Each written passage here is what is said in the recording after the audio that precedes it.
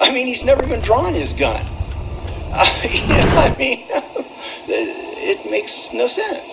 He's never hit anybody. He's never... Gun enthusiast, or just never. A few? Well, he had a couple of handguns, I think. You know, he had a safe with a couple of handguns. He might have had one long rifle, but he didn't have any... I mean, he had no automatic weapons that I knew of at any time. There's no... it just makes no sense. You're about to encounter a very interesting video here in regards to what might have happened in regards to the Las Vegas shooting. Yeah, this is going to be a very interesting video, I can promise you that. And I'm going to get right into it here. But like I said, I'm probably going to miss some things in this. Here we go. Okay, so what occurred in Las Vegas? Well, first of all, I want to say, overall, most people agree with me that this man has got lots of money, he's got no kids, got a girlfriend, his house is worth over $400,000. From what I understand, he's a multi-millionaire. He likes to gamble, but he seems to be able to control it. He won right before he committed this horrible act.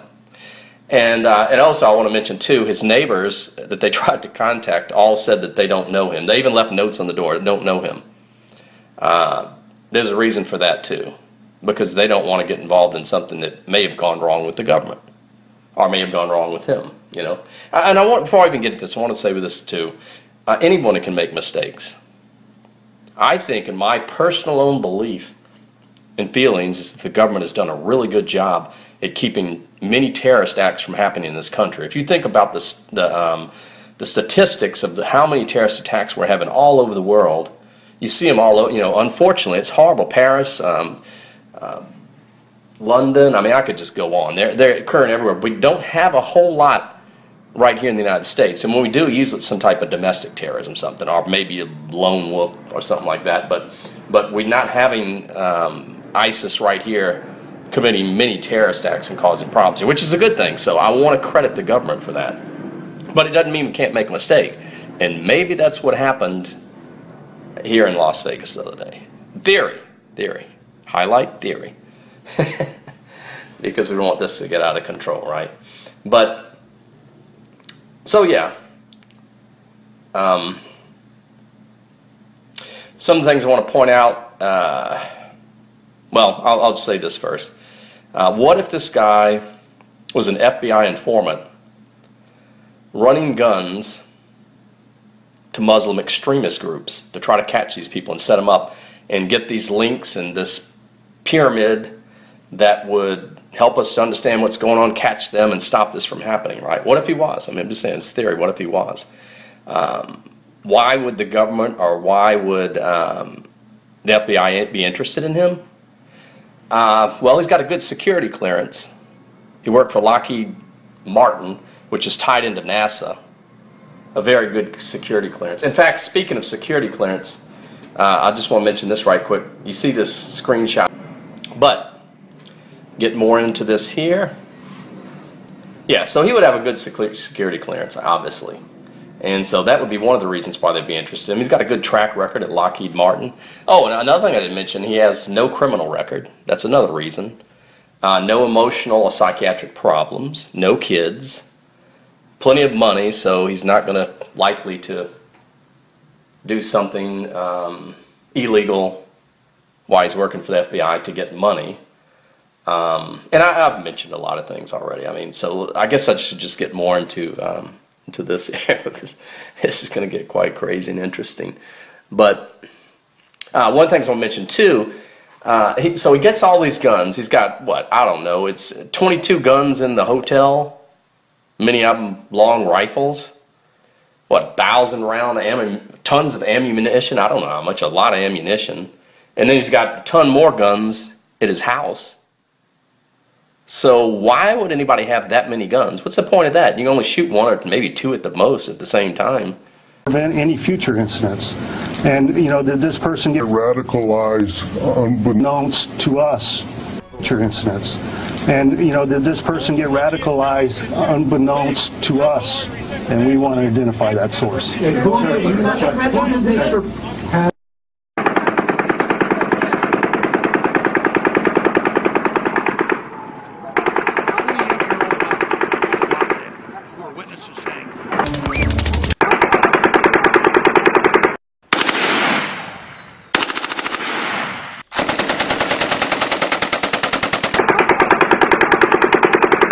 So that would be also suggest that maybe he's trying to get rid of them or sell them or you know, run them, I guess you would say. That would support that theory, certainly. And the light's probably coming on for a lot of you because this is very interesting. But, yeah, so that's why I say that. Now, like I said, the hotel staff noticed nothing. Why would they notice nothing? Because they're told to notice nothing. There's no camera footage of him going into the casino with the weapons. People claim it was in a suitcase or something. In fact, they haven't showed us any. The casinos we know have tons of cameras, especially in Las Vegas. So there's a lot of footage of him on camera, but they haven't showed us anything, right? Absolutely nothing. And they hadn't showed him bringing the guns in. Haven't shown him going into the hotel. Nothing. Security. I mean. Hotel staff says that nothing was unusual, yet they did go in his room and clean it, from what I understand. So it wasn't unusual for him to have all the guns. So obviously they would have told him don't say anything, and they would obviously they would choose certain individuals to go in and do this. It wouldn't just be anybody at random. They'd have to be in on this sting what's going on here. Now. Also, I want to note that what's interesting is, you know how the news agencies are very aggressive. Also, I should mention about the pictures. You've seen the pictures I put up earlier from the hotel room. Those pictures could obviously, you know, they may have been leaked, or maybe they were put out there on purpose. But you can notice some things in the pictures, and some people point out different things, like the gun doesn't look like it's in the right place if you commit suicide. I probably agree with that. The hammer. So then you're going to ask questions too, because after you see this video, you're going to analyze things. You'll be like, well, why would this be like that? Why would that be like? I'll just mention a couple things. Like, for example, I'll mention the hammer. You know, why would there be a hammer in there? Well, so what would happen would, he would be set up to do this sting. He was there for several days, and it just didn't go right. Some way, you know, ISIS claimed responsibility for this. Most of you know ISIS, and I'm not going to show you a bunch of screenshots of these. You can look this up if you want, but ISIS claimed responsibility for the shooting. They usually don't claim responsibility for a shooting unless they actually were involved in it or did it, and they claim that they caused this, and maybe they did cause it. They didn't go into details about it, but they came out, I think, well, actually the news came out and said, I think that this man converted to Islam, but that would be obviously a lie, and that he was a jihadist or whatever, I don't know. But how they would be involved, I can tell you that in just a second. But yeah, they may have been tipped off on the sting. It could have gone down before they got there, or maybe they saw something when they arrived in the hotel room to get these guns and purchase them. But something went wrong, and when it went wrong, that's when possibly these terrorists decided to go ahead and commit a terrorist act. And there was a couple gunshots individually that people heard, and that could be when they shot and killed him. So obviously, if they were tipped off or learned of this man being an informant for the FBI, they would kill him, which in fact happened. And then they're already up there, so they would commit a terrorist act. Now, so why wouldn't we know about this? Well, think about the implications of embarrassment of the government, the FBI, the Las Vegas Police Department. Think about how horrible this would be, all those people that lost their lives, because there were people actually shot. Now, regardless if the government's involved or not. But if things go down really bad, just think what would happen if people found out that this was an FBI sting and all those people lost their lives, police lost his life, I think a nurse lost her life. 500 and something people were injured.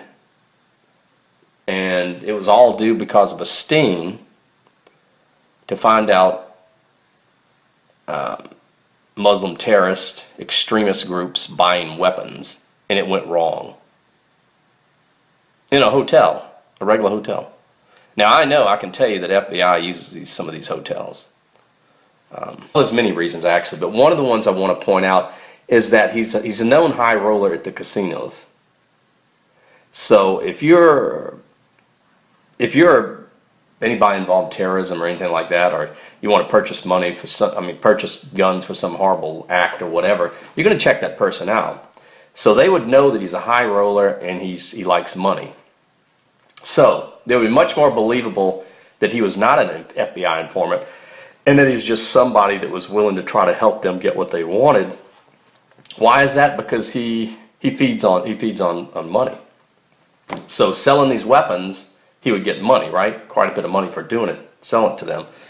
Because it's hard to get they can get the weapons outside the country, but it'd be very hard for terrorists to get the weapons inside the country. So they like to try to seek somebody that would do it for them. And also they seek lone wolves too, that commit these acts. But so yeah, that'd be more believable of him because he's a man that likes to take risk, right? He takes risk being a high roller. Because basically he's got a top star casino cards at a lot of these casinos. In other words, the highest card you can get with stars or whatever, he's got that at a lot of casinos. So he's a known high roller. He's been known to bet $10,000 at a time. Usually not, usually $100 hands or something, but on some days he's been known to bet as much as $10,000.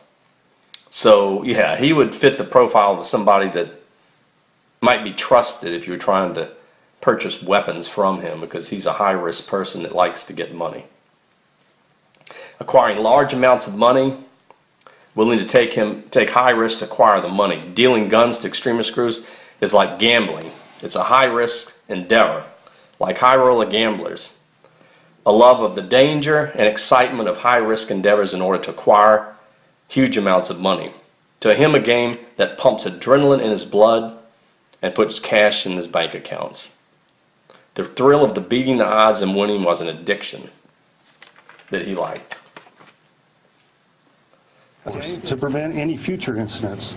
And, did this person get radicalized unbeknownst to us? Future incidents. And, did this person get radicalized unbeknownst to us? And we want to identify that source. Killing a kafir, for Allah's messenger, Allah's blessings and peace be upon him, said, a kafir and his killer will not be joined together in hellfire. Subscribe now.